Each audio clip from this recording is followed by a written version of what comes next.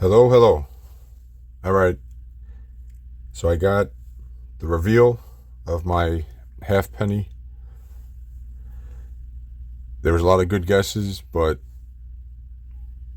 nobody went back far enough. Um, so I'll get you another good shot. It's dark. There you go. Oh, that doesn't help if I show the date. All right, the reveal is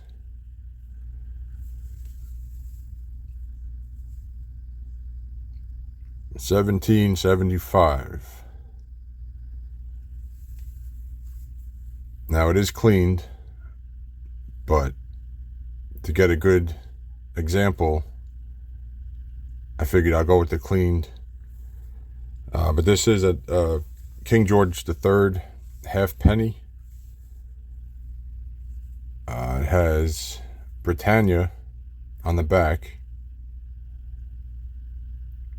So this might be Britannia, I guess she goes back a long, long ways. And that's King George III. But I was going to get a 1776 coin because I thought that'd be cool for the States. Obviously, 1776 was our revolutionary departure from Europe or England. But I figured I'd go back 1 year, and this was the last year of production for the 1775.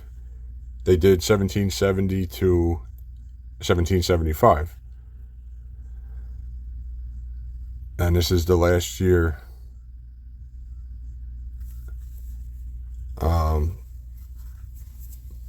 Now in America, back in the 1770s, well, this particular year, they actually made a lot of counterfeits, and they were called evasion coppers. New York, Connecticut, there's a whole bunch of private minting companies that would make counterfeit coins like this. And one of the biggest producers was Machen's Mill. They ran from 1747 to 1741. I'm sorry, 1791. They actually lasted longer than the New York mints and Connecticut mint. So you had a private mint making fake coins that outlasted government, well, I guess at the time, somewhat government minting sites, or official sites, I guess you could say. But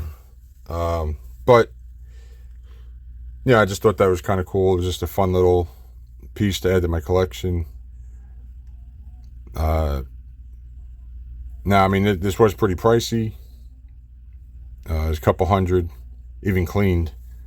But like I said, I just wanted a very cool historical piece to add to my numismatic collection. And I figured go to the last year before America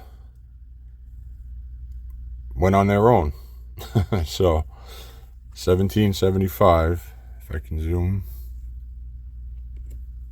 Oh, there it is. The scratches are on the plastic. Look at that. 1775. Without a doubt, the oldest coin in my collection.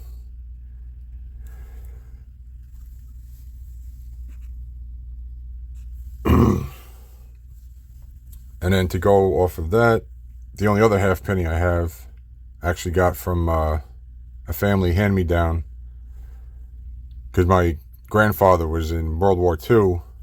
He was actually at Pearl Harbor when he got bombed. But he traveled the world a lot and stuff, and I have a whole little container. This thing's filled with a bunch of old world coins. And a lot of Canadian stuff, but there's a Polish coin. I have a couple of those. There's a bunch of stuff in there. If people like world coins, I can go through that sometime. But this is a 1962 halfpenny. Oh.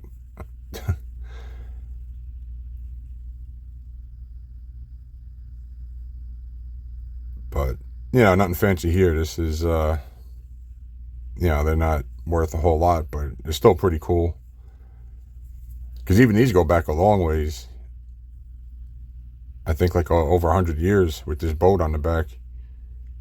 So that would be something, you know, if you guys want to get into a rabbit hole of European English coins, you know, you can get a whole bunch of these halfpenny boat cents.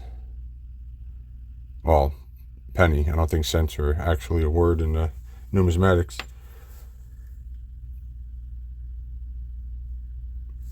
But, alright. That's about it. So, just wanted to show you that. You know, with the price of gold and silver, I'm just going to be going... I kind of dipped back into my numismatic enjoyment.